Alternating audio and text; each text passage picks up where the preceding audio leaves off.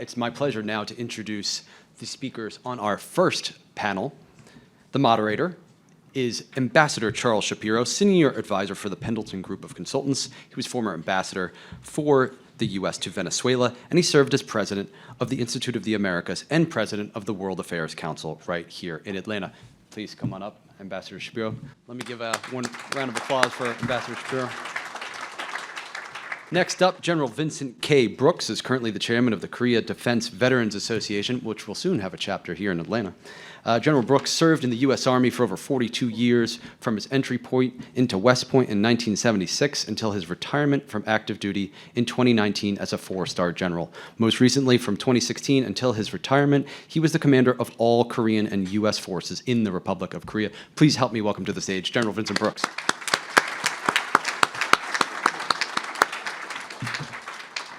Next up, we've got Major General KyungKoo. He's the defense attaché for the Korean Embassy in Washington, D.C. He previously served as the Ministry of National Defense Deputy Director General for International Policy from 2019 to 2021. Relevant for today, he completed the International Officers Advanced course in Fort Benning, Georgia in 1994 when he was a captain. Needless to say, we've got a wealth of military... Oh, please help me welcome to the stage Major General Lee.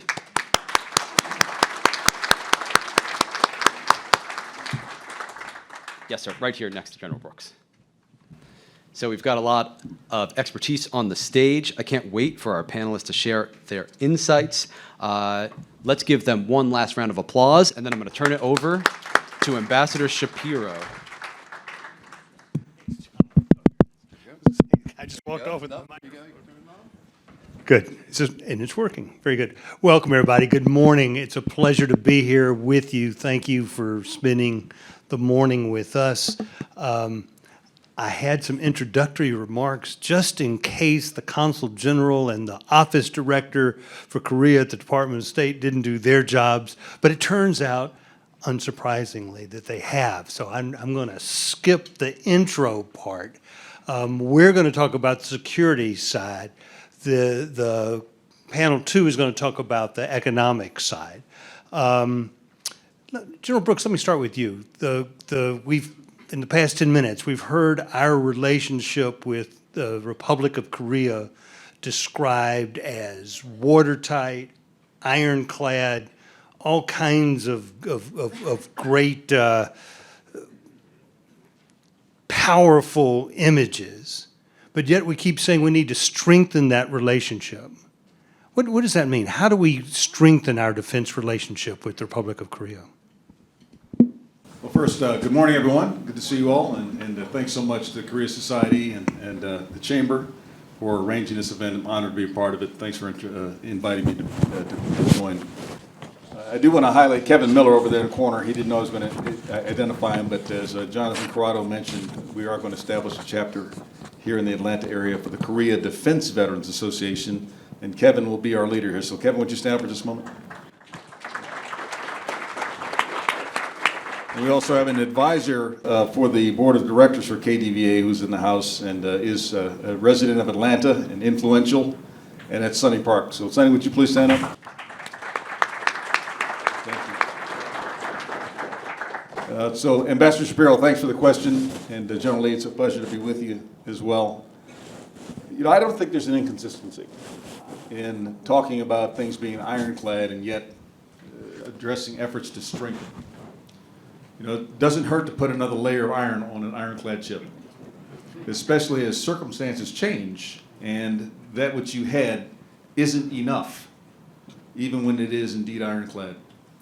And so I think the alliance has to continue to grow, adapt, and be strengthened in all of its areas. So when we talk about economic cooperation, technological cooperation, work in space, these are layers of iron being added to an ironclad relationship. This is what the strengthening is all about. Our efforts to keep a close relationship, to understand one another, to be more intertwined culturally, as well as in all these other factors that we'll talk about, are part of that strengthening as well. So in my view, strengthening is exactly what we need. Yeah. So now define it. From the military side, as former commander of U.S. Yes. forces in Korea, tell me 3 things that we need to do on the practical side, maybe it's 2, maybe it's 5, I don't know, to strengthen that relationship and our military cooperation with the Republic of Korea forces? I mean, I could give you a long list of things. Certainly, no commander is ever satisfied with the condition that the force or the posture is in. Okay, I was never satisfied with the number of forces I had. I was never satisfied with the level of training we had. I was never satisfied with the level of the defense that we had, even though each of those was excellent as you compare them. It's never good enough. So I'll just give you a few examples.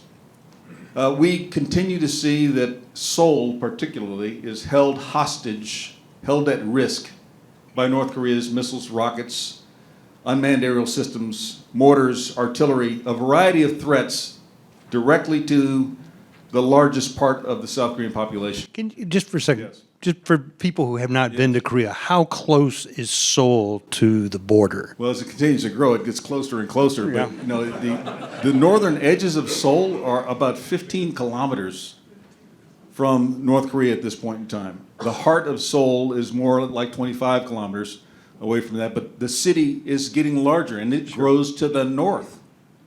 And that part of that is with the expectation that things would calm down, and they have calmed down, and then they get excited again. But nevertheless, we often hear things like, it's not possible for us to engage in military action because Seoul will be immediately attacked by artillery systems that are in range without moving, for example. We can't accept that. And so there are some options that would say go after those threats. There's another approach when you're not seeking war to minimize the influence of those effects. So improving the defenses of Seoul against those types of threats would be one example of strengthening the alliance, adding some more iron to the ironclad relationship.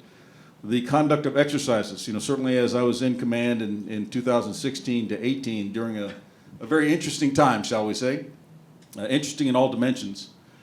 The cessation of the larger exercises for the purpose of trying to build traction with North Korea had some impact on our ability to maintain the sharp edge that is necessary to make it very clear that the U.S. South Korea Alliance is not one to be tangled with. But that resumption of exercises is one of the ways to strengthen the alliance. Have we resumed? Yes. And The just exercises have picked up. They never stopped completely. They were just reduced in scale and timing and in visibility.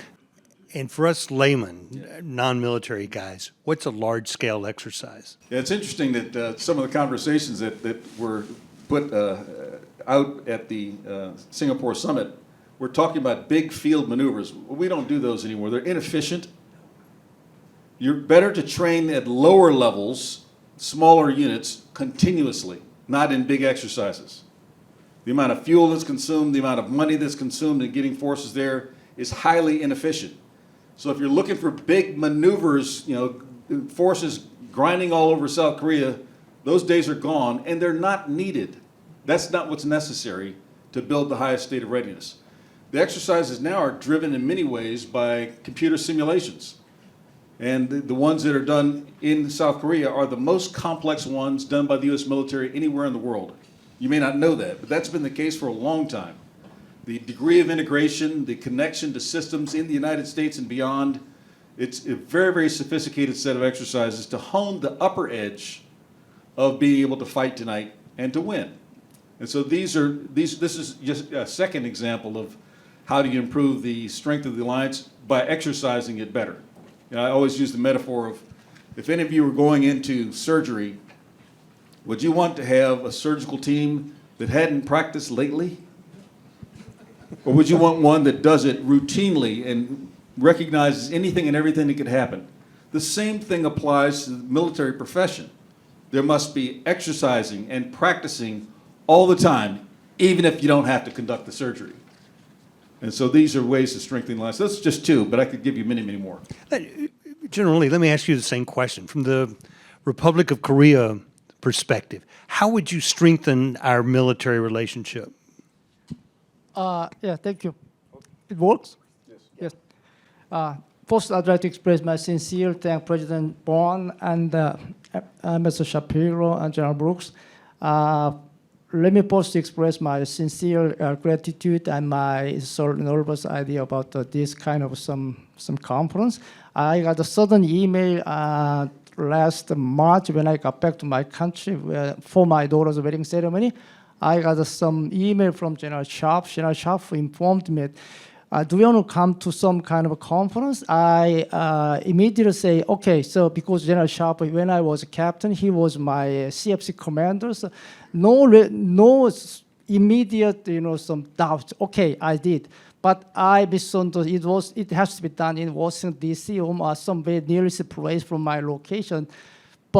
And also, I didn't recognize General Brooks was near me because we have a hierarchy of concepts about that. So I'm very happy. I'm very proud to be here as active duty general to speak about some ROK and U.S. relations.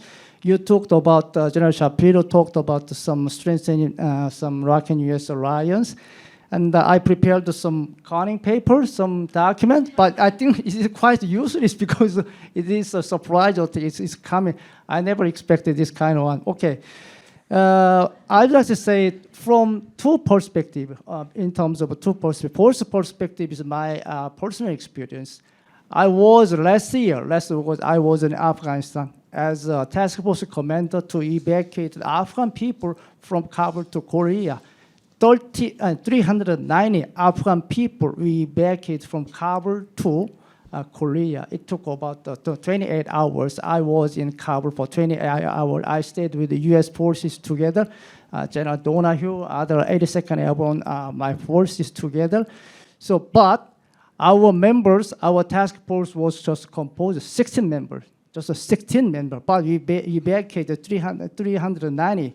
So we just have just small weapons, just a pistol, and some some airborne special unit. They have just a kind of a rifle unit.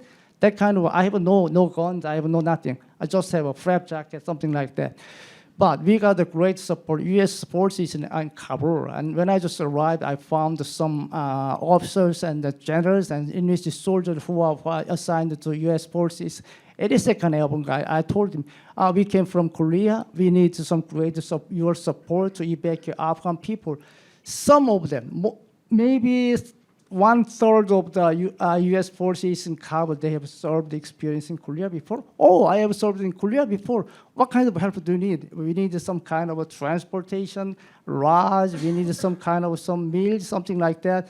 So most of us, some other alliance countries such as United States, it's in accordance with the United States together, Germany and the other NATO countries, they have the same problem they had the same problem to evacuate people from Kabul to their home country. Some air flight has not been done because of some denial of some U.S. forces in Kabul because there are so many requests from other countries. We have requested 80 times PPR. Prior permission request, but our PPR was 100% accepted by CENTCOM in Tampa. So I'm very proud of that because of our success was our operation was a success that our media called it as a miracle over there, And the funny story, and we have just prepared just 1 day's meal, so Korean MRE meal ready to eat, it's a military terminology. August 25th in the afternoon, some U.S. forces, U.S. soldiers approached to me. They asked me to exchange some MREs because, think about how hard, hot is the Afghan Kabul, no trees and no shade or something like. They wanted some more hot food because the U.S. MRE is just praying. They asked me to some kind of packs of the MRE. Okay, we will give you some kind of a packs of MRE. We just gave 3 packs of Korean MRE, called kompop, gochujang, and kimchi, some kind of other one. But instead, they gave me 10 boxes of U.S. MRE. Really. A fair deal. Yeah. And then it was, so we distributed that MRE to Afghan people, 390 people. So they relieved from the hunger. So That is proof, that is evidence of legacy of the ROK and US alliance over the last 60, 20, 70 years of legacies. So President Yoon mentioned about some kind of some strength in ROK and US alliance. Already we have some determined comprehensive strategy alliance already used before defense white paper in 2020 already. However, the meaning of strengthening of the ROK and US alliance is to more to expand the scope of cooperation, such as some defense science, defense technology cooperation, such as that. So strengthening meaning is not some previous previous government, previous period is just a kind of some rhetoric, just a kind of some not tangible, not practical way. However, we at this point we are wanted to more make some practical, tangible approach with the United States together. That is our government's new goal. Thank you. That's great. I'll use the microphone, it'll be even easier. General Lee, two questions. Number one is, what would North Korea do were we, the U.S., to ignore our alliance with South Korea? What do you perceive the North Korea things stay the same? What happens without the United States? Why is the United States in that alliance and keeping the alliance strong so important to the Republic of Korea? Of course, ROK and US alliance ironclad to maintain stability and peace in the Korean Peninsula. Without the alliance of the United States, Korean Peninsula, will be destabilized. Of course, everybody knows. So that's why North Korea wanted to direct dialogue with the United States. That is approved at some Singapore meeting and approved at some kind of Hanoi meeting, something like that.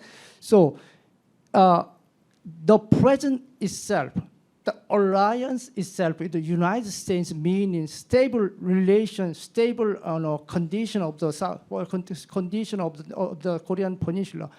So absence of the alliance of the United States then means that North Korea will think of a different way. Okay, it's the right time to attack to some kind of some provoke, something like that. So as General Brooks mentioned, Ambassador Shapiro mentioned, is the ROK and US alliance is ironclad defend and to make stabilize the country in the Korean Peninsula. The Consul General and Mr. Walker talked about North Korea nuclear tests and missile tests. How close, generally, is North Korea to actually being able to deploy a tactical nuclear weapon? Already, it's the time. They are already waging the time. They are, their history of developing nuclear missiles started in the 1960s. They have already tested 6 times. The last test of 2017. Because of the North Korean provocation, United Nations, they imposed a sanction against the North Korea at least 10 times. So that means North Korea we have some kind of system as released by the press media. They are some preparing some kind of some possible nuclear testing sometime in the near future. That is the analysis released by our some kind of both intelligence side is analysis. Quite close. General Brooks, how has the war in Ukraine impacted our relationship with the Republic of Korea? I mean, are there lessons that we're learning from what the Ukrainians are doing to fight the Russians that can be applied there? Is Chinese and Russian support for North Korea lessened because of Ukraine? What's the impact on the Korean Peninsula? Well, I think it's always unfolding. Military professionals constantly study warfare as it is occurring to see if there are immediate lessons that can be applied. whether it's a doctrinal lesson on how work is done or a technical lesson on how a weapon system is effective or not.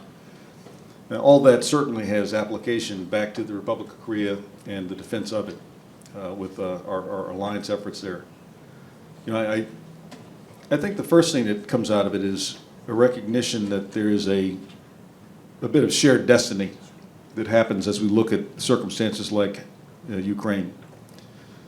While most in the world didn't believe that there would be another state-on-state conflict like we're seeing, it happened nevertheless. And so it's a reminder to South Korea and the United States that while we might expect that North Korea would be unconscionable to attack South Korea for lots of reasons, most of which is it would lead to their ultimate destruction, the calculations that are made by autocrats, sometimes driven by personal hubris and emotion, can overcome logical things. The invasion of Ukraine is illogical. It's driven by hubris. It's being sustained by hubris, and that's very dangerous for the world. So that's the first reminder that we all get. We have to take the threat of North Korea very, very seriously because of that. But there are also lessons as well that come out that are a bit less tactical, a bit less militarily specific. For example, is there an alliance system? And I think that Ukraine signifies that, yes, there is an alliance system. I believe Russia expected that there would be a very brittle alliance system in Europe, and that by putting pressure on Ukraine, by attacking Ukraine, that the alliance would, the North Atlantic Treaty Organization alliance, would be cowed into inaction. In fact, there's been considerable action that has occurred, everything from buildup of forces in the NATO states, commitments of economic capacity by most of the European nations, a reversal of policy positions in some of the NATO nations, the potential advancement of Sweden and Finland into the North Atlantic Treaty Organization. The very things that Russia didn't want happened. The alliance got stronger. That's a message for the U.S. and South Korea, and for North Korea for that matter. If North Korea were to attack, the alliance would get stronger. It would become harder. It would become more difficult to break. I think this is an important message, and why it's critical for all of us to help maintain the strength of the alliance, to our first question and topic of discussion. Brittleness in alliances will be exploited, okay? And countries like North Korea, Iran, China, Russia, these types of countries look for brittleness and apply pressure to the brittle points. And if they can separate the U.S. and South Korea from one another, they will. They'll do it either by choosing only to engage in diplomacy with one, not both, or to insult and challenge any actions that are supportive of one another. I think General Lee gave a tremendous example of what the alliance really looks like, and that it is already global, that its depth is greater than we think it is, and its resilience is there as well. These are our brothers and sisters when they show up in Kabul. There's no doubt about it. The spirit of Kachi Kapshida, or we go together, that spirit is everywhere. Now, we have to make sure that's the case, even in the eyes of those who behold the alliance. And it's real, but it needs to be preserved, strengthened, and demonstrated as something that gets stronger under pressure, not weaker under pressure. Lots of lessons. General Lee, what have you as a general learned watching the Russian army in Ukraine and the Ukrainian support?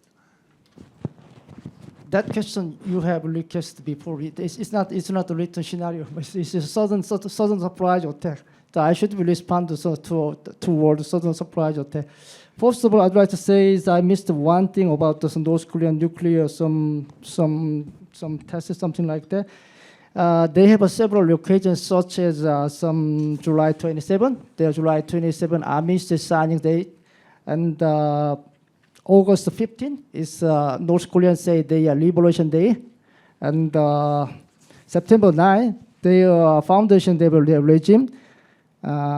October 10, their Labor Party Foundation Day. They are, some concessing. They are considering what date will be a great chance for to take a nuclear test. Many occasions will be available coming after. about some kind of impact of the Ukraine, some lessons we have about that. So at first, as a frankly speaking, I never expected that Ukraine fought resist long like today at first, because in terms of military tactics, military strength, compared to in comparison to Ukraine and Russia, there is a big, some difference between, because Russian forces, they 6 times larger than Ukraine forces. At first, my expectation was that it took short. It will be finished soon. However, Ukraine, they are fought against Russia very long and very effectively. They already analyzed Russian tactics from the lesson, the Crimean warfare, something like that. So from that perspective,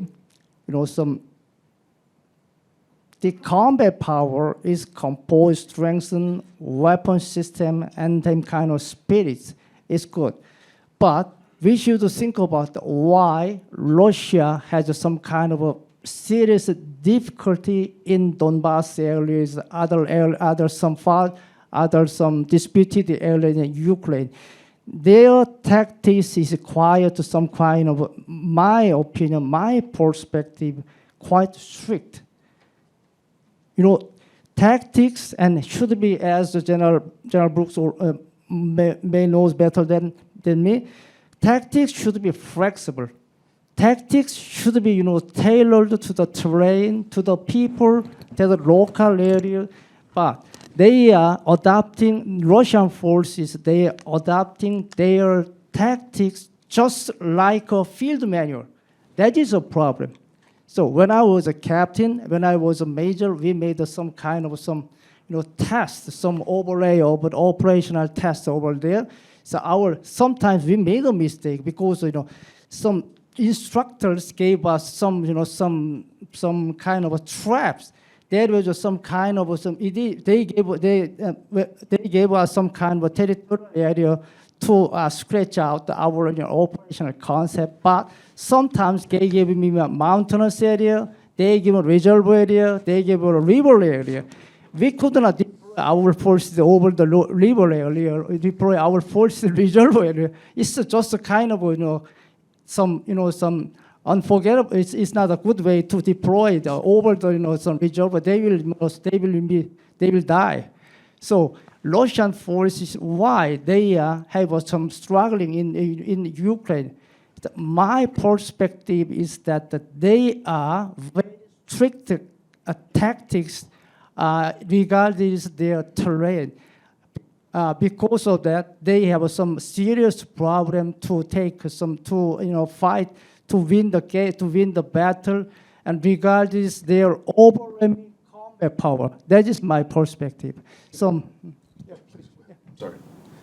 I think he's on to some great points here, and if I can just add a couple things to it. How you train determines how you fight. The Russians don't train very well, okay?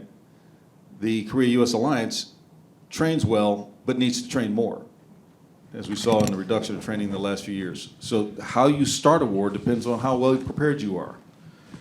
Secondly, the art form, and it is an art form in terms of how you bring together different capabilities. We call it combined arms, where air and ground and artillery and space and cyber and special operations are all brought into one whole in an integrated way that becomes overwhelming for your adversary, no matter what the numbers are, coupled with will and leadership, which tends to have a multiplying effect. All these things are the art form that the U.S. and South Korea practice together. Russia has none of that. The will of those who are fighting and those who are leading those who fight. National will, national leadership, and personal will, personal leadership makes a difference.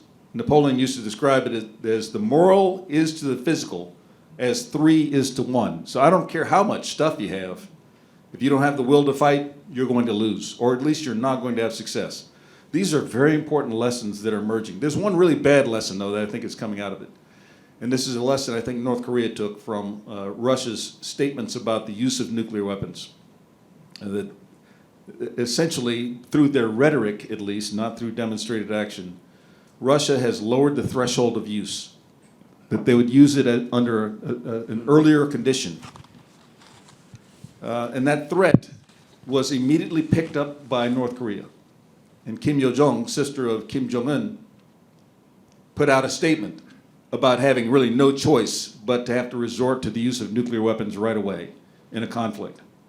And while they would use every other alternative, but they might have no choice than to use nuclear weapons right up front. That, I believe, is a direct reflection of Ukraine and the perception of being able to achieve a higher degree of deterrence by threatening the use under an earlier circumstance. So we'll see. This idea of miniaturizing weapons for tactical use is a question. I don't think we'll know, even if North Korea does a seventh nuclear test, whether they were successful in miniaturizing to fit into one of the existing missile systems that they already have. We won't know. You don't know until you find out what's in the missile, until you see something that's specific and proven that can fit inside of that. So it will be a question mark, even if there is a seventh test.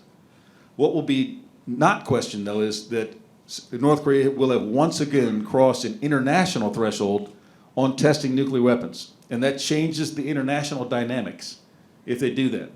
The potential of a test often has more power than the conduct of a test, because then countries like China begin to align with all other countries in the world to say that this is not an acceptable action. And it then moves China across its red line in many ways.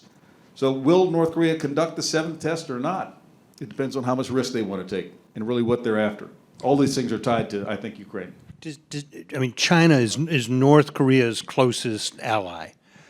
Does China act as a restraining force on North Korea, which is what you're alluding to here? Do the North Koreans care what China thinks of them and their reaction to North Korea?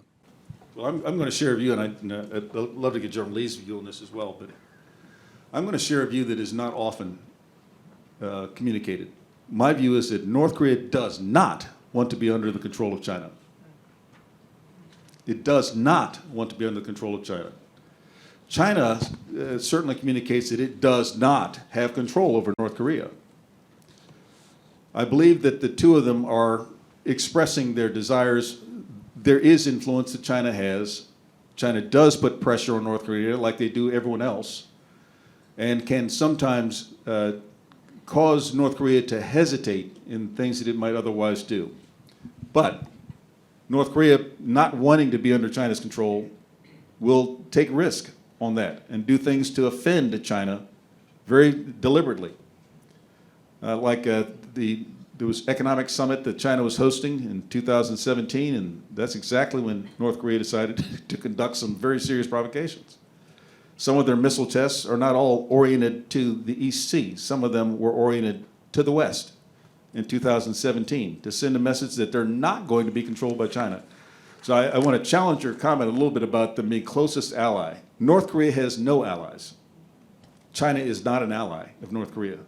China operates in China's self-interest. And part of that self-interest is to keep North Korea subjugated, broken, and a buffer state. Now, what kind of future is that for North Korea? None. And I believe North Korea knows that. So I take a different view about the China-North Korea relationship, and frankly think that we ought to do a bit of a reversal of the power dynamic in Northeast Asia. That's just my personal opinion, that the strategic aim is to decouple North Korea from China's influence. And North Korea cannot do that. They can't walk away from China without an extraordinarily strong support by South Korea and the United States first, into whose arms they must go, while still being able to follow their own ideology of Juche. They want to do it on their own, but they can't do it on their own. So to me, all of this is leading to what North Korea's deepest security concerns are, and that includes economic independence from China. That's my personal view. What's Russia's role? I ask either of you. What is Russia's role in North Korea? Yes, General Lee. Thank you, Mr. Yes, the relation between North Korea and China and Russia is already being witnessed, reinforced because of the Russia's invasion to Ukraine. So nowadays, even though Russia was a big brother of North Korea before, and now at this point they have some kind of different relations. However, at the outbreak of Ukraine war, the relationship among the three countries is being reinforced because from this perspective, UNSCR sanctioned by sanctions against North Korea 10 times has been done up to the last one, November 2017. So during previous 5 years, North Korea 41 times and 65 ballistic missiles provocation. However, the last one, UNSCR was done November 2017. That was the last one. So, and also there is no, who supports Russia at this point. So when I have some defense attaché meeting, I have some diplomat meeting in the Washington D.C. Whenever I went to some meeting, no Russian defense attaches and no Russian, some officers, diplomats over there. So that means the supporting country or some kind of a friendly countries, but Russia probably some relationship among the three countries has to be enhanced. Otherwise, they have some big problem to respond against some kind of a U.S. lead Indo-Pacific strategy.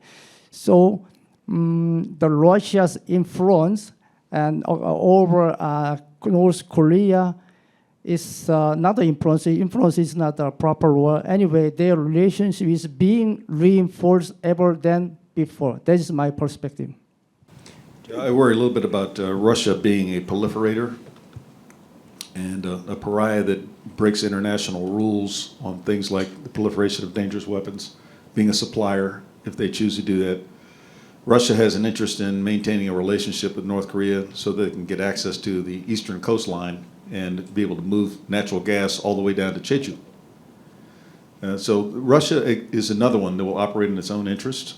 I don't see a very constructive role for Russia to play, and that's mostly by choice. Yeah. By their choice. They continue to demonstrate escape valves, if you will, for North Korea to evade portions of sanctions. The sanctions that went into effect in 2018 that required all workers to be ejected out of countries around the world. Well, North Korean workers. North Korean workers, excuse me, I'm sorry. And North Korean workers, which is in effect on taking away some of the remunerations that North Korean workers send back to North Korea from abroad. Russia found a way to escape through that. First, they sent back about 10%. Then eventually, they built it up. But when they got down to the last 20% or so, they simply recharacterized the status of those people who were in Russia doing work from North Korea. And they were no longer workers.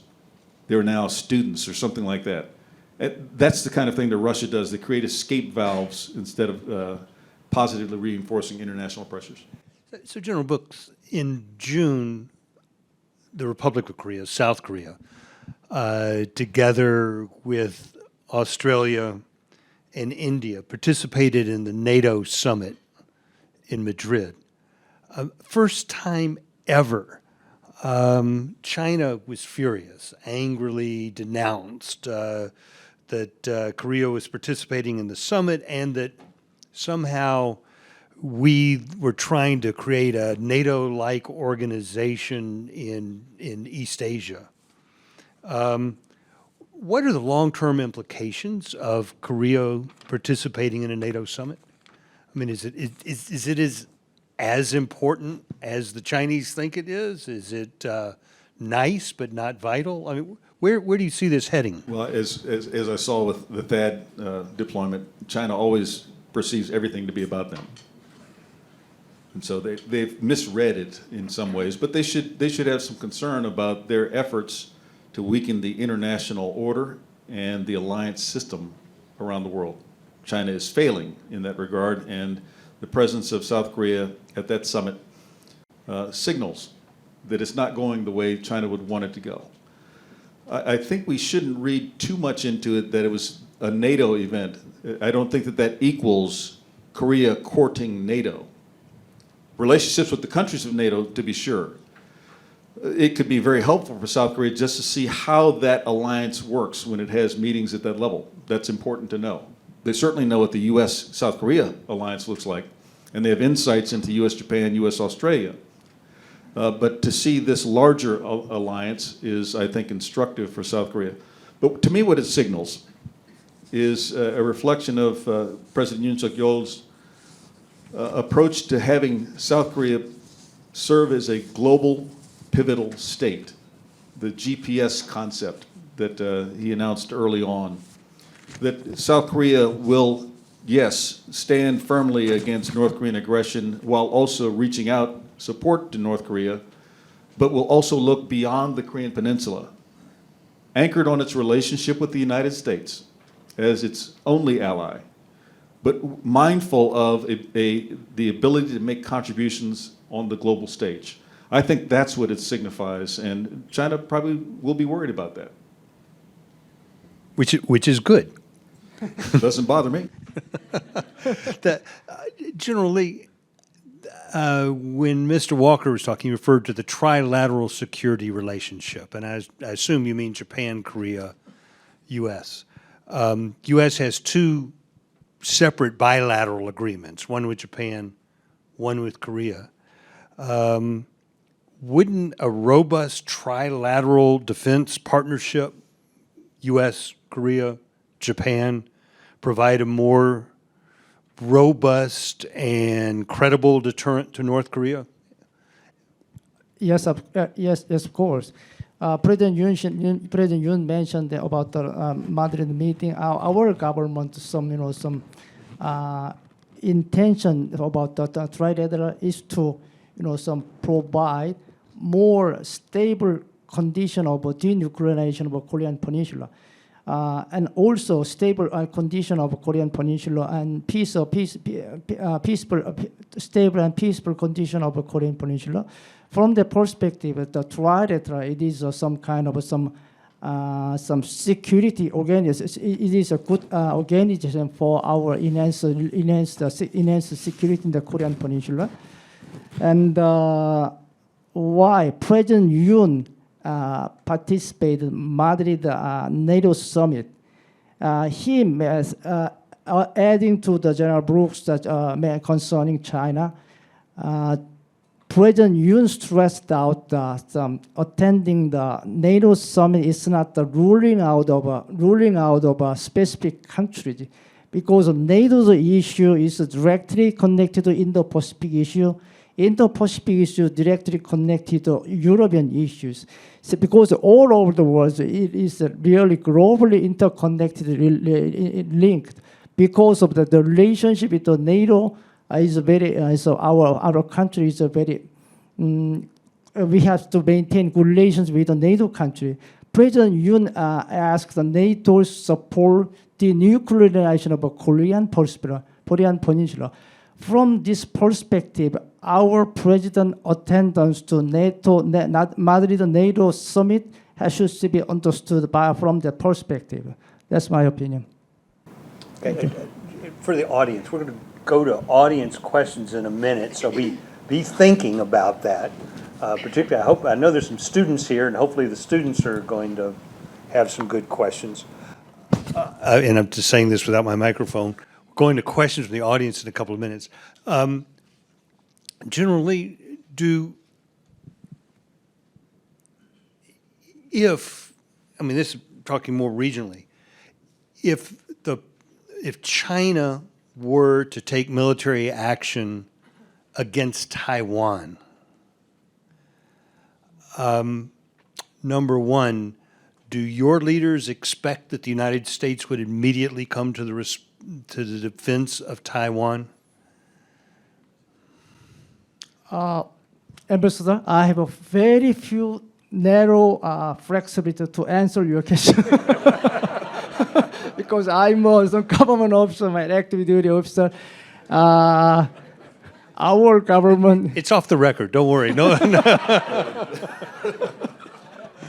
our government everlasting and continuous, some idea is that close Taiwan Strait, the problem of close Taiwan Strait has to be solved in peaceful and reasonable manner. That's our, some main, our, concern and our some, main argument about that. So I think that issue is very politically, military, very sensitive issue to predict that Chinese invasion to China or U.S. intervention to China issues. It will be very hard to expect if that kind of situation happen. I think it will be very difficult. Expectation itself, it is. I'm not sure. Expectation it is reasonable or not. But from my perspective, militarily, but from the military personnel, they can expect that kind of a situation can happen. But I expect that situation has to be solved in peaceful manner. That's my, Good. limitation. Okay. Yeah, jump on that? General Brooks, you're retired. I'm retired. Would you like to address that? I'm retired and clearly not in policy. South Korea has interest in what happens in Taiwan and what happens to the people of Taiwan. Just as South Korea responded to what happened in Afghanistan, can you contemplate large-scale evacuations for Taiwan under the conditions of military attack? If people say, I've got to get off the island here, where will they go if they're not assisted by the international community? My instinct tells me South Korea would be one of the first to help Taiwan, the Taiwan people. It may not engage militarily into such a circumstance. Let me frame this in a slightly different way, though. I think that sometimes there's a comparison between Russia's invasion of Ukraine and a potential Chinese invasion of Taiwan. And I think that the circumstances that would lead to it are so significantly different that they're worth talking about for just a moment. I won't go very far into it. Russia will gamble and will double down on its gamble if it's not succeeding, as you've seen. This is not something new for Russia's practices. China will not gamble. China waits until it has the highest possible certainty of success before it takes action. So if they're going to do something against Taiwan, it's because the rest of the conditions around them gave them a feeling that now's the time, it's good to go. And it's not because of risk, it's because of the reduction of risk to their potential to fail. I think that China fears more than anything else failure and embarrassment.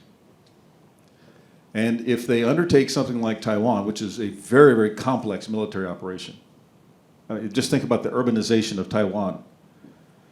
That is extremely complex, much less the projection of forces under a joint construct, potentially under pressure from countries like the United States and other like-minded nations who say, no, this can't stand.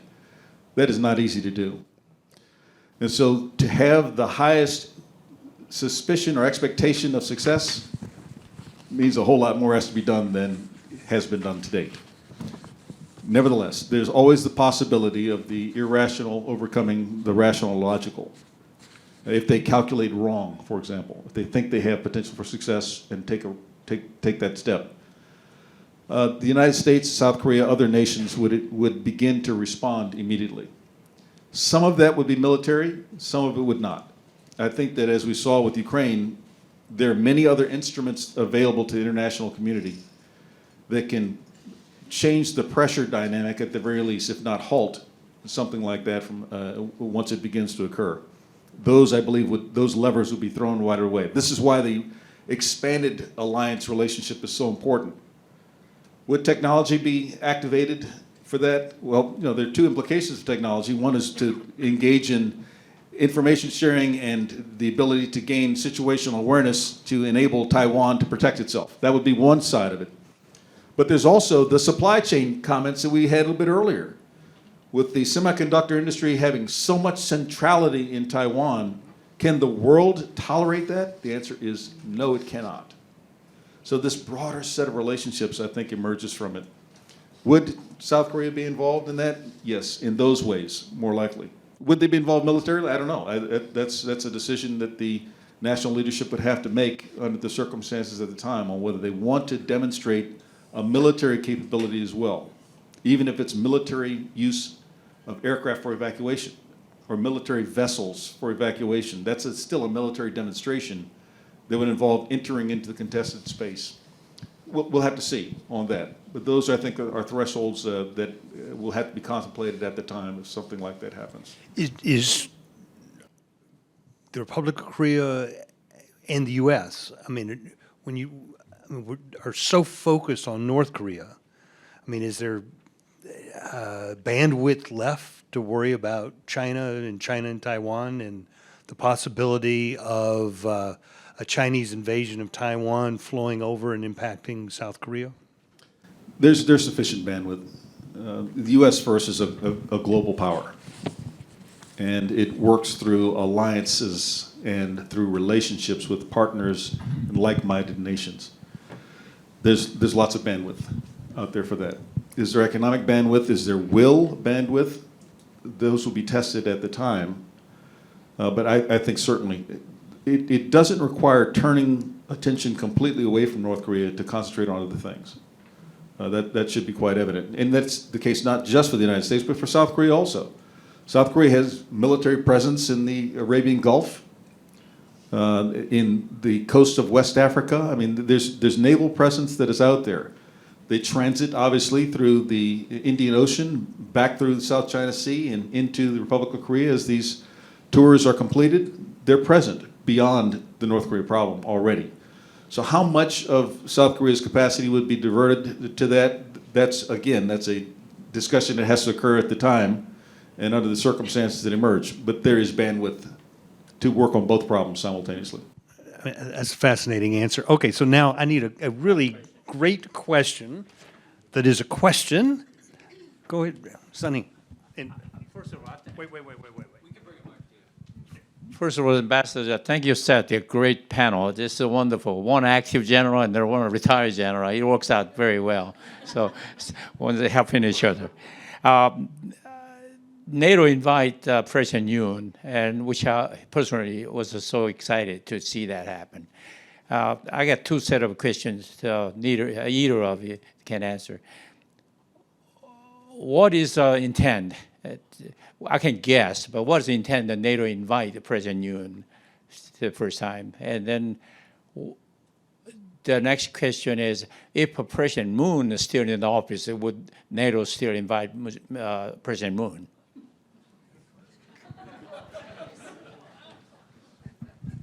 okay.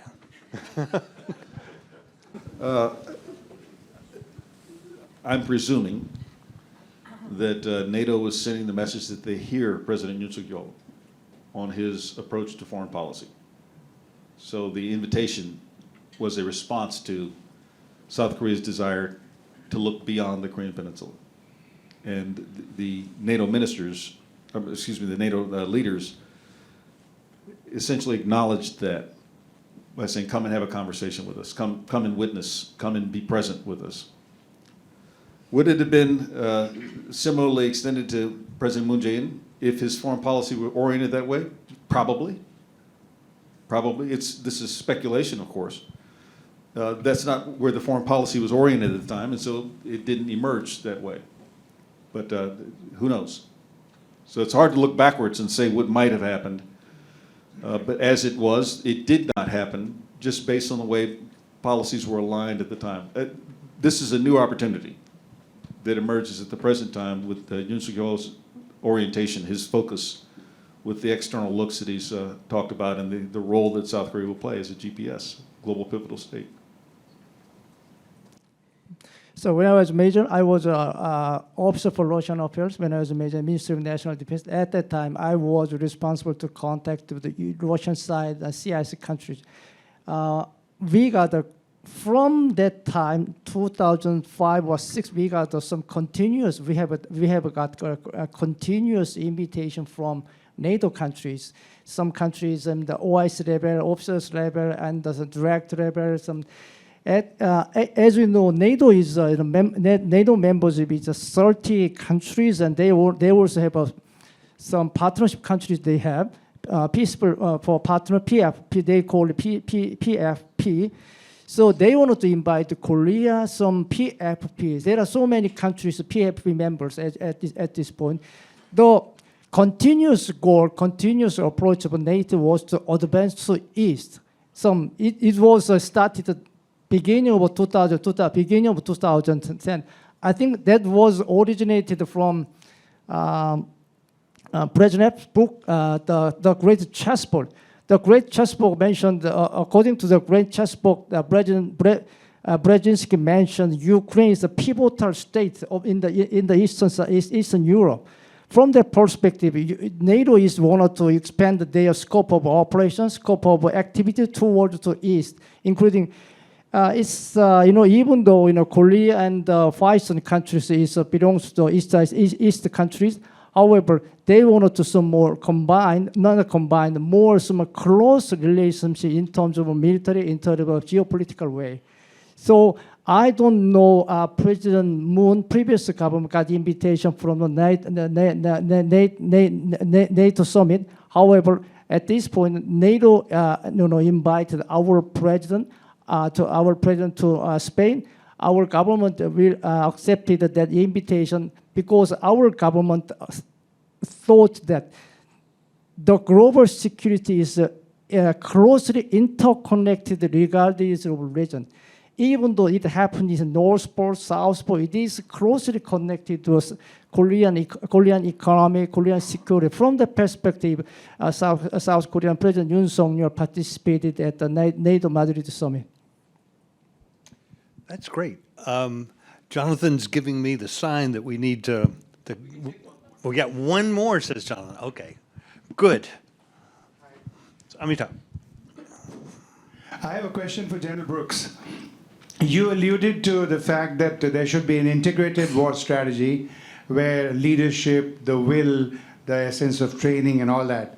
My question is, do you as a commander or as a leader in the military feel that the moralistic purpose behind waging a war or an aggression is also majorly, primarily, or a little responsible for how the impact and effectiveness is registered? And I am wanting to take this from the perspective of Ukraine-Russia conflict to China or North Korea as well.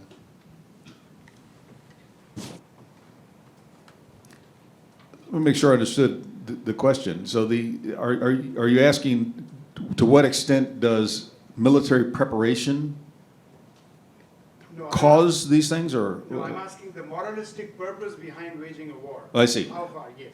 Okay, the moralistic purpose of waging a war. Well, I ascribe to the idea that it's a continuation of politics by other means, so I accept that Clausewitzian principle. I think that my personal view is that the military is a flexible and agile enough instrument, if used well by the sovereign of the nation, that it can create pressures to enable other instruments of national power without having to wage war. Okay, that's my personal view. I think we achieved that in 2017 and 18 when we caused the inflection point with North Korea's decision making. While we had to always be prepared for war and got close in some cases to potentially crossing a threshold that probably no country wanted, including the alliance as well as North Korea, the potential was always there due to miscalculation. So the moral aspect of it is to have a credible capability that is viewed as something we don't want to choose, that an adversary doesn't want to choose, and therefore they move into other directions. So I'm strongly of the view, very much like the tactical description I gave of bringing air and artillery and ground assault and special operations and cyber and unmanned aerial systems all together. The same thing must apply to our approach to foreign policy. It's not military, then diplomacy, or diplomacy, and if it fails, then military. It is military instruments being used to create conditions for diplomacy, diplomacy being used to elevate the visibility of military instruments, economic instruments being used to create outcomes. These things in combination, to me, is the moral value of military forces. Your specific question is the moral value of war. Certainly in self-defense, there's a moral value of war. In expansion, it's more questionable. But if the determination is the use of the military instrument to include lethality, to include creating death and destruction, which war does, for the purpose of a moral outcome, like eliminating despots from the world, creating room for democracies and economies to flourish, creating a stable international order, there can be a moral value to that also. That should be a very high threshold, but it should not be ignored as a possibility. That's how I'd answer it. I don't know if I've given you a very good answer, but I think staying below the threshold of use is the first thing to do, but not being afraid to use it when there is truly a moral purpose involved. But not for expansionist tendency. I certainly agree with that. I want to thank the panel. I mean, you guys, both active duty and retired, have been absolutely tremendous. Thank you. General Brooks, General Lee, as a layman on this issue, I mean, just having the two of you describe this, explain this for all of us here, this really has been a tremendous panel. And the next panel, talking on the economic side, is going to tie together precisely for those reasons that you've just described, General Brooks. So I want to thank you both, and I hope everybody, please, let's give them a huge round of applause.